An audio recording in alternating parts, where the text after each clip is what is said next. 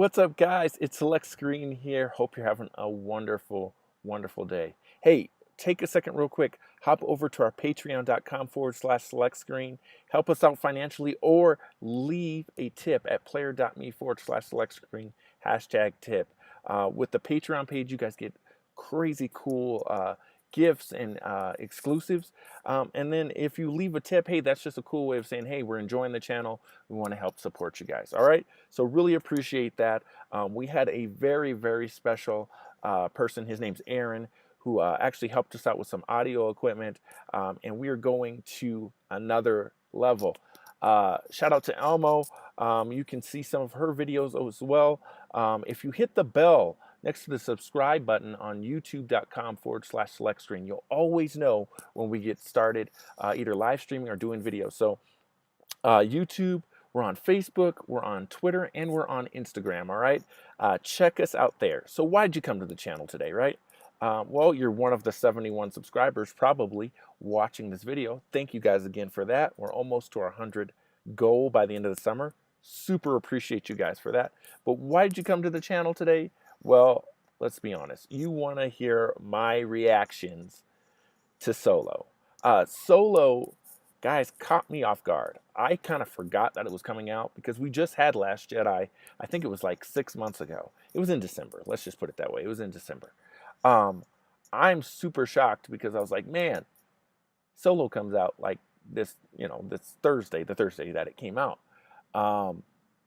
I wasn't super impressed by the trailer. You're seeing the trailer in the background now, up there. I wasn't impressed. I was just like, Han Solo's always been cool, but I just didn't think, there wasn't unsolved mysteries about Solo. But I went anyway. Shout out to Movie Camp. If you have seen our Movie Camp coverage, that was a super, super dope experience. So that started kind of the hype train for me while I was actually like setting up for Solo. Watching the movie as a review, the movie is awesome, guys. It failed at the box office for the numbers that it was supposed to hit, but I think that was just because bad trailers really can kill a movie. But this movie is good. It is Star Wars. It is definitely Star Wars. I really felt like the actors in the movie pulled off their acting ability, or their acting, what the director was asking them to do. Specifically, the actor playing Solo totally killed it. I forgot that he wasn't Harrison Ford at one point in time. Same with Donald Glover. He just, man, he gets Lando. I would love to personally see a Lando movie after seeing this movie, because he really understood who Lando was. Seeing how Han meets Chewbacca was very, very interesting. They were in like this, basically this pit. It was kind of a throwback to, what was that, Return of the Jedi. So that was kind of cool to see. The one thing that the movie kind of falters is on Han's love interest, Kira. I felt she was kind of bland, kind of just run of the mill. I know she's the girl from, it's not Lord of the Rings, Game of Thrones. I don't watch Game of Thrones. I'm one of the weird people that doesn't. I just didn't enjoy her performance. I thought it was okay, but she didn't really have a point in the story other than being, something for Han to chase after. He wanted to get back to her, and so I've kind of felt like they treated her like an object when I felt like she deserved more than that. I really, really enjoyed, like I said, Lando, and partly it's because the female, I guess, side lead, if you want to call her that, L3, I thought she was amazing. It's crazy because as a droid, she had more personality. She was a strong female character, more than Kira was. I really, really enjoyed it. I love how they integrated her in the ship. I'm assuming she's still in the ship. So that was really awesome.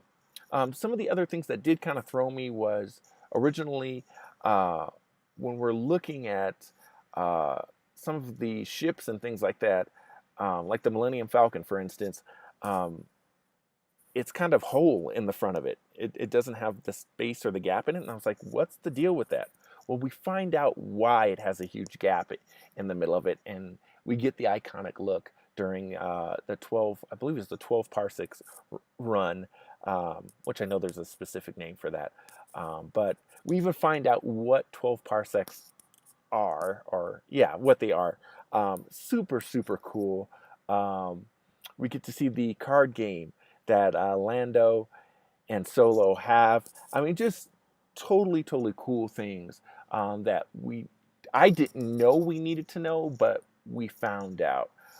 We kind of get to see too how Han becomes more of a scruffy looking guy. He doesn't end up all the way, kind of narcissistic, I guess is probably the best way, or big headed.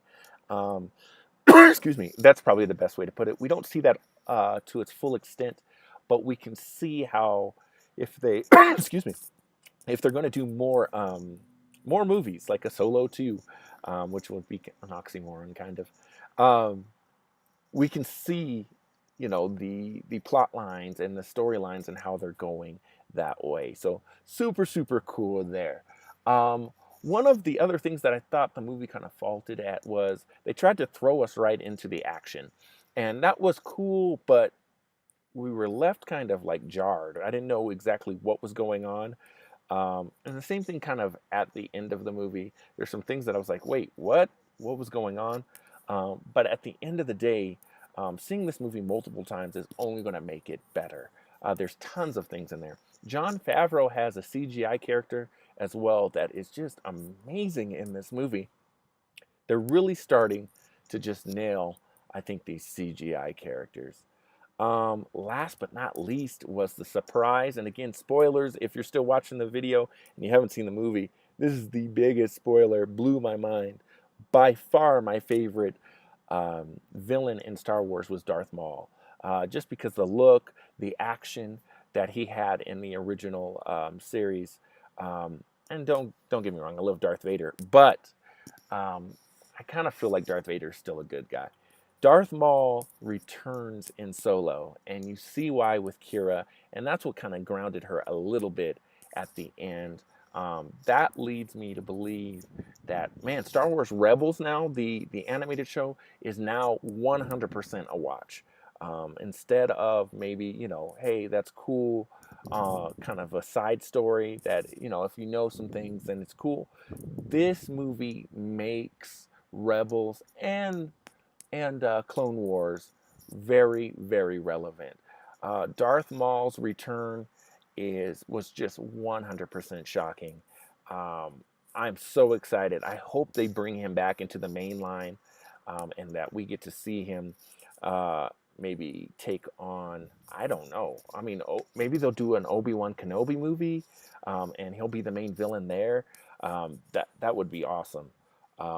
So comparing this movie to other Star Wars movies, to me, you cannot compare this to the episodes. I feel like it does a great job of bridging the gap, more so than Rogue One. Rogue One, again, I felt like, who are these characters? They've all got to die. Why do I care? Until, the very, very end. The robot in Rogue One was the most annoying droid ever. And I think Solo learned from that stuff that happened in Rogue One. It's just an overall better movie, guys. So that's some of my thoughts. Please leave your comments below. Like this video and let me know what you guys thought of Solo. Have you seen it yet? Are you waiting for it to go to DVD maybe? Because of a lot of the, not bad press, but just really some bad trailers, I think. Please let me know in the comments. Thank you guys so much. My name's Select Screen. Remember to choose your destiny, and I am out.